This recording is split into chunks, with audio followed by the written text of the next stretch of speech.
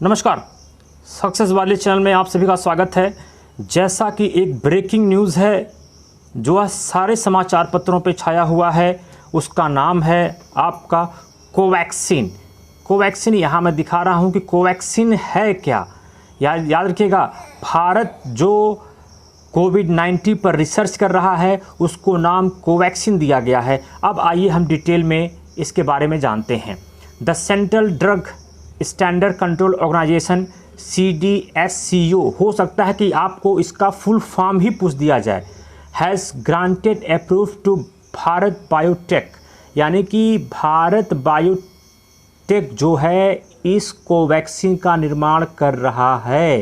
Human clinical trial के लिए इसे मंजूरी दे दी गई है। अगर आपसे पूछा गया कि कोवैक्सीन को किस प्रोजेक्ट ने तैयार किया है तो आप कहेंगे Bharat biotech.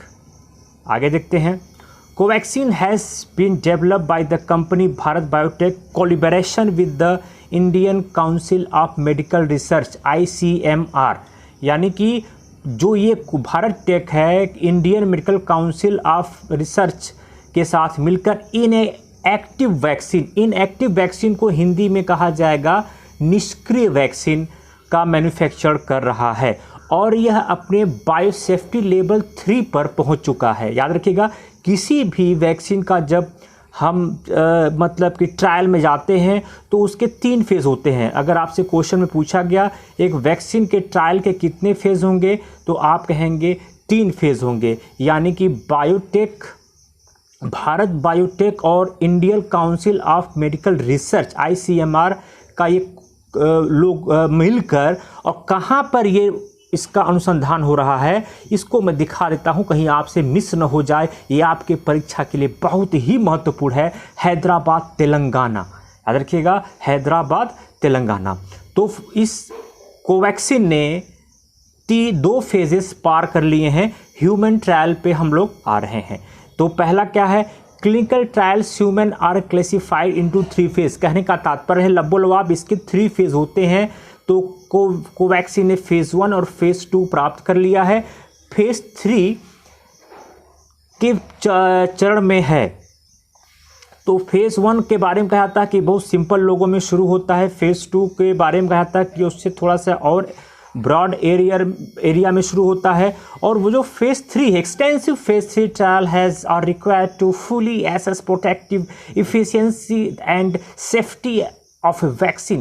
The phase 3 clinical trials in the pivotal study on which the decision on whether to grant license is based and sufficient data have to obtained to demonstrate that new product is safe and effective for purpose intended.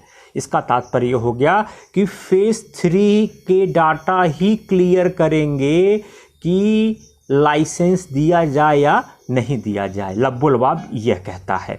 तो याद रखिएगा कि phase 3 में Covaxin पहुंच चुका है। Covaxin phase 3 में पहुंच चुका है। इसका जुलाई में ट्रायल शुरू हो जाएगा।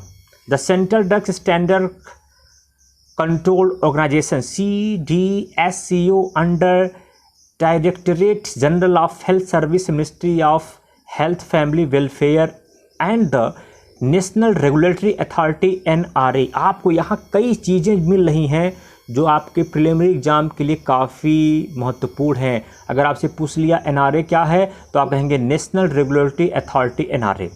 आगे देखते हैं कि WHO का क्या पोजीशन है। WHO कह रहा है कि out of 200 covid vaccine candidate 200 मतलब कि इससे ऊपर कंपनियां इस पर वर्क कर रही हैं, लेकिन 15 हैव इंटर्ड क्लिनिकल ट्रायल्स। केवल 15 ही इंटर कर पाई हैं क्लिनिकल ट्रायल्स में, जिसमें से एक बहुत बड़ा नाम है वह है UK का एस्ट्राजेनेका। अगर आपसे पूछ दिया गया एस्ट्राजेनेका कहाँ का है तो आप कहेंगे UK का है। यह जो है यूनिवर्सिटी ऑफ ऑक्सफोर्ड ये रिसर्च कर रही है। वैक्सीन कौन रिसर्च कर रहा है? कोवैक्सीन कौन रिसर्च कर रहा है? भारत। एस्ट्राजेनेका कौन रिसर्च कर रहा है? UK। और अमेरिका की एक फर्म है याद रखिएगा, बहुत ही इंपॉर्टेंट है, कुछ फर्म बार बार पूछा जाता है। US for Moderna vaccine mRNA-1273 will go into phase 3 clinical trials in July, यानी कि यूएस की जो कंपनी है मॉडर्न वैक्सीन, इसे हम लोग mRNA-1273 भी तीसरे फेज में पहुंच चुकी है। अब तक कुल 3 कंपनियां तीसरे फेज में जा चुकी हैं। भारत की कोवैक्सीन, यूके का एस्ट्राजेनेका और यूएस का मॉडर्न वैक्सीन mRNA-1273। मुझे उम्मीद है कि आप लोगों ने जो ज़रूरी डेटाज होंगे उसको समझ लिया होगा, जान लिया होगा, और उम्मीद करता हूं कि आप लोग सुरक्षित रहेंगे, सोशल डिस्टेंसिंग का पालन करेंगे, बार बार हाथ को धुलेंगे, सैनिटाइज करेंगे, सुरक्षित रहें, स्वस्थ रहें, ऐसी मेरी मंगल कामना है।